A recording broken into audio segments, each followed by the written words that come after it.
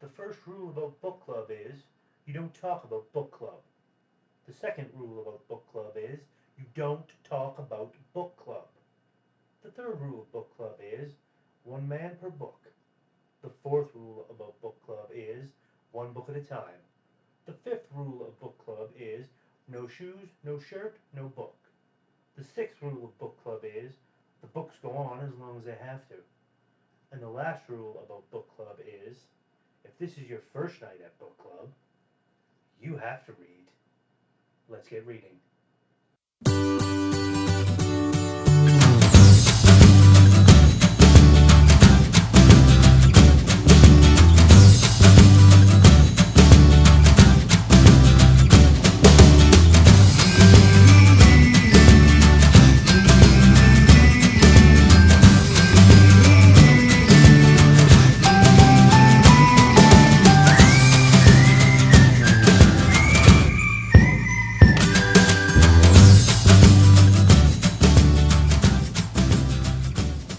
Hello, and welcome to Book 2, Chapter 2 of You Should Be Reading. Today we're going to be talking about Fight Club by Chuck Palahniuk. I hope I'm pronouncing that right. Palahniuk? Fight Club. Now, I'm sure quite a lot of you have seen the movie with Brad Pitt and Edward Norton. I know I have. It's a very good movie. But we're here to talk about the book today. Now the book, as you can see, is fairly slim. Open it up, look at it. It's actually a fairly quick read. I went through this in about, let's see here, boom, boom, boom, boom. I think it's that long. Yep. There's only 30 chapters to it. I read this book, I believe, in about 2 days, just at work, on my lunch breaks. It's not a hard read. It's not, I wouldn't say it's not a deep read, because it is quite deep. It delves into a lot of issues that a lot of people are having, have had, will have in the future. Issues with aggression, issues with your own self, and naturally, for those of you who've seen the movie, those of you who haven't and who haven't read the book, there's going to be some spoilers here. You might not want to watch this video until you check out the book or check out the movie. That's your choice, but just letting you know, proceeding from here on out, there will be spoilers. So, there are mental problems dealt with in this book. The main character, whose name you never technically find out, I don't believe. I'm pretty sure, I'm pretty sure it's never actually mentioned. The protagonist, the nameless protagonist in the book is, how to put this, he's a little off his rocker, to put it mildly. You end up meeting him. He's talking about Fight Club. He's talking about Tyler Durden. I believe that's Tyler Durden. Let me double check just to be sure. Yep, Tyler Durden. He's talking about him. There's all kinds of stuff going on. It's all kind of interesting and out there and very much in your face in terms of the violence, in terms of the sexual promiscuity, the irreverent behavior, the complete flouting of social norms and indeed the social contract which tends to exist between people in civilized society. Now, I'd never read this book until just recently.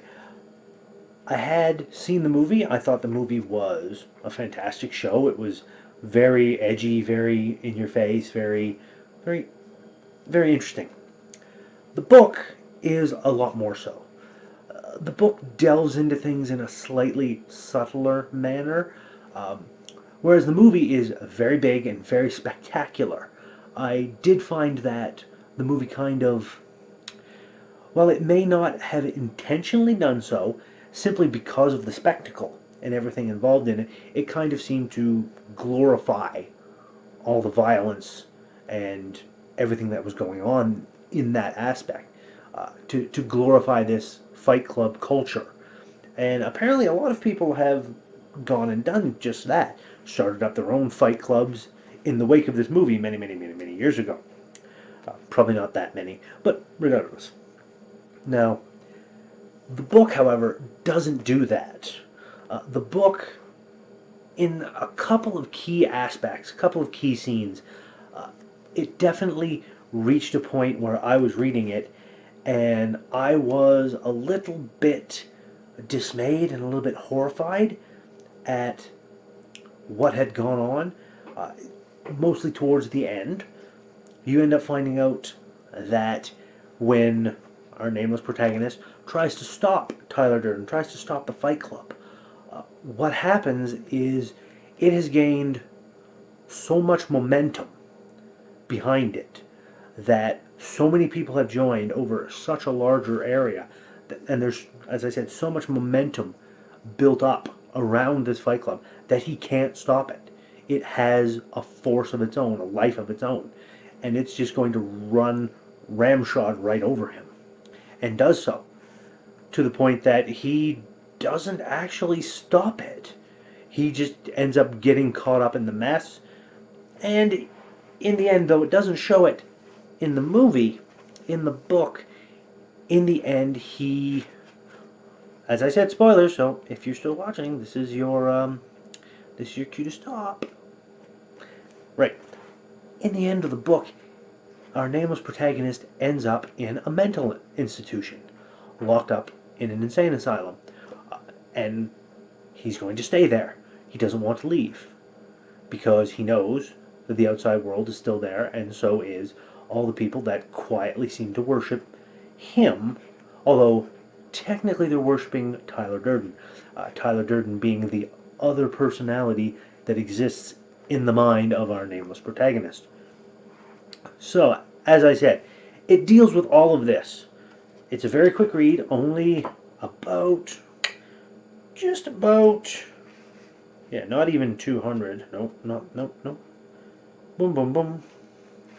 Boom, boom, boom. Boom, boom, boom. Hold on, where is it? Give me just a second here. About 200 and some pages. A little over 200 pages. And that's just the book.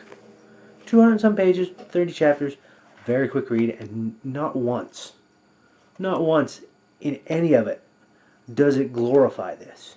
It kind of paints it in a very stark, very harsh light. Very cold, almost clinically so, in how it portrays these goings-on, this violence, this culture that has sprung up that worships Tyler Durden and his crazy ideas about destroying the world to start over again.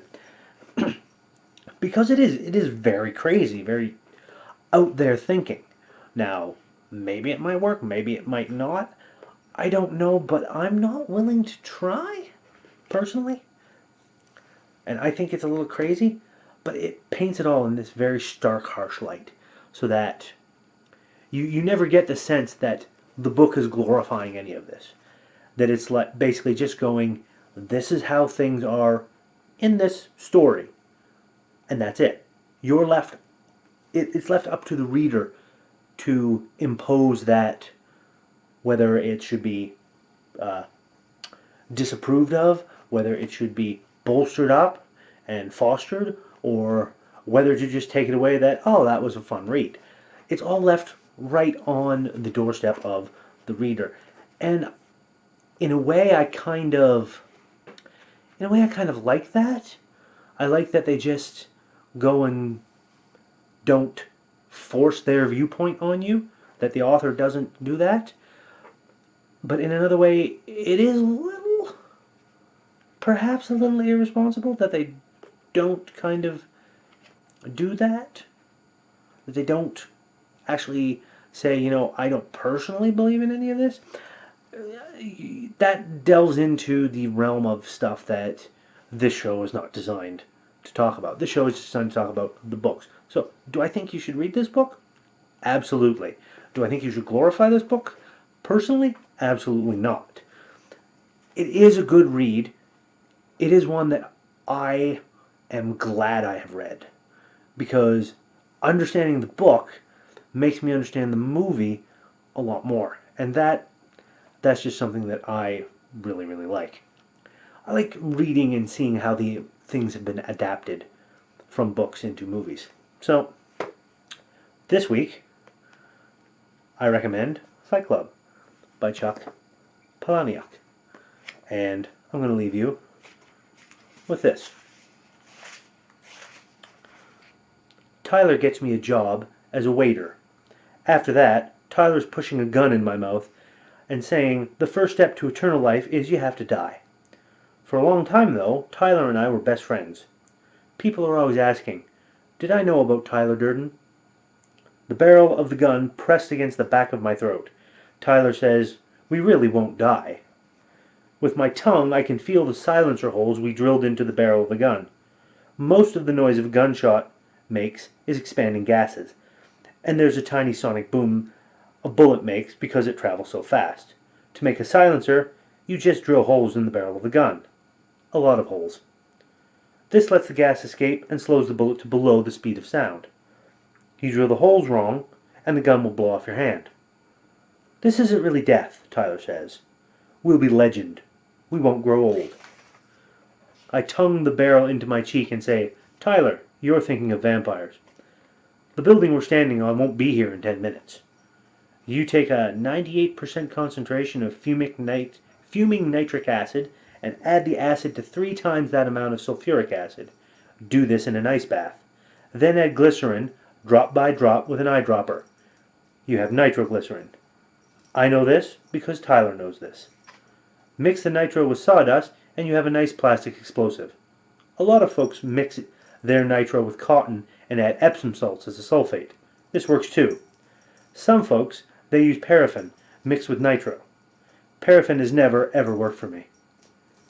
So Tyler and I are on top of the Parker Morris building with the gun stuck in my mouth, and we hear glass breaking. Look over the edge. It's a cloudy day, even this high up. This is the world's tallest building, and this high up the wind is always cold. It's so quiet this high up.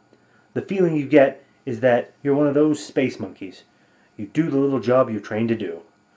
Pull a lever, push a button. You don't understand any of it, and then you just die. 191 floors up, you look over the edge of the roof, and the street below is mottled with a shag carpet of people standing, looking up. The breaking glass is a window right below us. A window blows out the side of the building, and then comes a file cabinet as big as a black refrigerator. Right below us, a 6-drawer filing cabinet drops right out of the cliff face of the building and drops, turning slowly, and drops, getting smaller, and drops, disappearing into the packed crowd. Somewhere, in the 191 floors under us, the space monkeys in the mischief committee of Project Mayhem are running wild, destroying every scrap of history. That old saying, how you always kill the one you love? Well, look, it works both ways. With the gun stuck in your mouth, and the barrel of the gun between your teeth, you can only talk in vowels. We're down to our last 10 minutes. Another window blows out of the building, and glass sprays out. The sparkling flock of pigeons style, and then a dark wooden desk, pushed by the mischief committee, emerges inch by inch from the side of the building until the desk tilts and slides and turns end over end into a magic flying thing lost in the crowd. The Parker Morris building won't be here in 9 minutes. You take enough blasting gelatin and wrap the foundation columns of anything, and you can topple any building in the world. You have to tamp it good and tight with sandbags, so the blast goes against the column and not out into the parking garage around the column. This how-to stuff isn't in any history book. The 3 ways to make napalm. 1. You can mix equal parts of gasoline and frozen orange juice concentrate. 2. You can mix equal parts of gasoline and Diet Cola. 3. You can dissolve crumbled cat litter in gasoline until the mixture is thick. Ask me how to make nerve gas. Oh, all those crazy car bombs. 9 minutes. The Parker Morris building will go over all 191 floors, slow as a tree falling in the forest. Timber. You can topple anything. It's weird to think the place we're standing on will only be a point in the sky. Tyler and me edge to the roof, the gun in my mouth. I'm wondering how clean this gun is. We just totally forget about Tyler's whole murder-suicide thing while we watch another file cabinet slip out the side of the building. The drawers roll open in midair, reams of white paper caught in the updraft and carried off on the wind. 8 minutes. Then the smoke starts out of the broken windows. The demolition team will hit the primary charge in maybe 8 minutes. The primary charge will blow the base charge. The foundation columns will crumble, and the photo series of the Parker Morris building will go in all the history books. The 5-picture time-lapse series. Here, the building standing. Second picture, the building will be at an 80-degree angle, then a 70-degree angle. The building's at a 45-degree angle in the fourth picture when the skeleton starts to give and the tower gets a slight arch to it. The last shot, the tower, all 191 floors, will slam down on the National Museum, which is Tyler's real target. This is our world now. Our world, Tyler says, and those ancient people are dead. If I knew how this would all turn out, I'd be more than happy to be dead and in heaven right now. 7 minutes. Up on top of the Parker Morris building, with Tyler's gun in my mouth, while desks and filing cabinets and computers meteor down on the crowd around the building, and smoke funnels up from the broken windows, and 3 blocks down the street the demolition team watches the clock. I know all of this. The gun, the anarchy, the explosion is really about Marla Singer. 6 minutes. We have a sort of love triangle thing going on here. I want Tyler, Tyler wants Marla, Marla wants me. I don't want Marla, and Tyler doesn't want me around, not anymore. This isn't about love as in caring. This is about property as in ownership. Without Marla, Tyler would have nothing. 5 minutes. Maybe we would become legend, maybe not. No, I say, but wait. Where would Jesus be if no one had written the Gospels? 4 minutes. I tongue the gun barrel into my cheek and say, "You want to be a legend, Tyler? Man, I'll make you a legend. I've been here from the beginning. I remember everything." 3 minutes. That's chapter 1.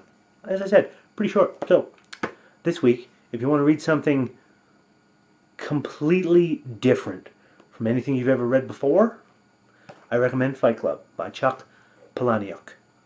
I hope I said that right. So, until next time, remember, you should be reading.